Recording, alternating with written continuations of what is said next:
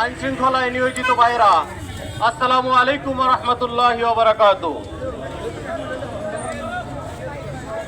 সম্মানিত তৌহিদি জনতা, আপনারা ইতিমধ্যে লক্ষ্য করেছেন জুলাই আন্দোলনের রক্তের দাগ শুকাতে না শুকাতেই জুলাই সৈনিকদের উপর পরিকল্পিতভাবে গোপালগঞ্জে হামলা করা হয়েছে। আমরা এই হামলার তীব্র নিন্দা এবং প্রতিবাদ জানাচ্ছি এবং আমরা সেই সাথে স্মরণ করিয়ে দিতে চাই যারা ফ্যাসিস্ট সরকারকে উৎখাত করার জন্য রক্ত দিয়েছে, জীবন দিয়েছে, যারা নেতৃত্বে ছিল, তাদের উপর কোনো ক্রমে এই আক্রমণ সহ্য করে নেবে না। এবং আমরা এই সরকারকে স্মরণ করিয়ে দিতে চাই, আওয়ামী লীগের ফ্যাসিস্ট লেডি হাসিনা পালিয়েছে, তার দূষররা এখনো কিন্তু ঘাপটি মেরে বসে আছে। তার প্রমাণ আমরা দেখলাম এই গোপালগঞ্জে। আমরা বলতে চাই, এই গোপালগঞ্জ কি বাংলাদেশের একটা অংশ, না একটা ইন্ডিয়ার একটি অঙ্গরাজ্য? এই সরকারের কাছে আমাদের প্রশ্ন।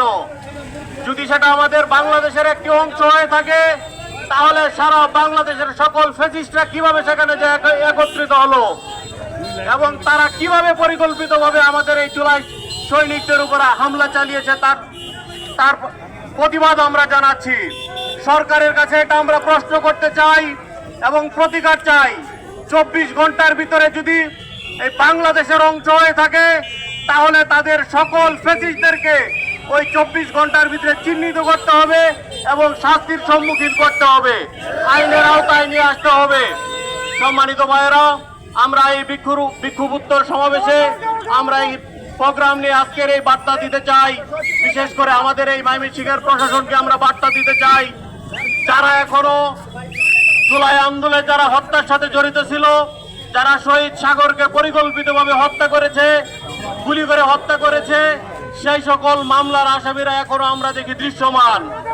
সেই সকল আসামিদেরকে আইনের আওতায় নিয়ে আসতে হবে এবং সেই সাথে সাথে আমরা এটাও প্রশাসনকে বলতে চাই যে জেলখানায় তাদেরকে রাখা হচ্ছে, আমাদের কাছে এটাও বার্তা আছে যে তারা সেখানে জামায়া ধরে থাকতেছে, তারা সেটাকে অফিস হিসাবে ব্যবহার করতেছে, সকল ধরনের সুযোগ সুবিধা তারা এখান থেকে বুক করতেছে।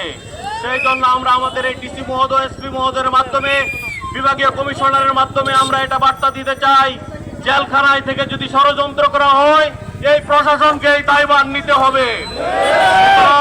কোন ক্রমেই যেন জুলাই আন্দোলনের সাথে যারা বেইমানি করেছে তাদেরকে যেন কোনো ক্রমে মাফ না করে দেওয়া হয়।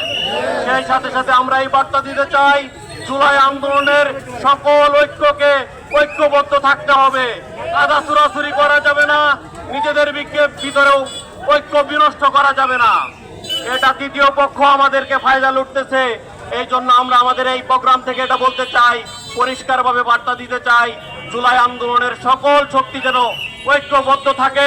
বিশেষ করে আমাদের যে 7 দফা দাবি, সে দাবির ভিতরে হচ্ছে এই জুলাই আন্দোলনের শহীদদের যারা শহীদ করেছে তাদের এই বিচার নির্বাচনের আগেই করতে হবে এবং যারা এখনো শহীদ হিসেবে আহত হিসেবে আছে তাদের পুনর্বাসনের ব্যবস্থা করতে হবে।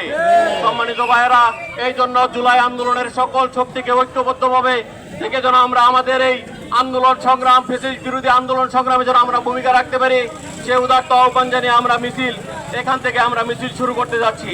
আসসালামু আলাইকুম রহমতুল্লাহ।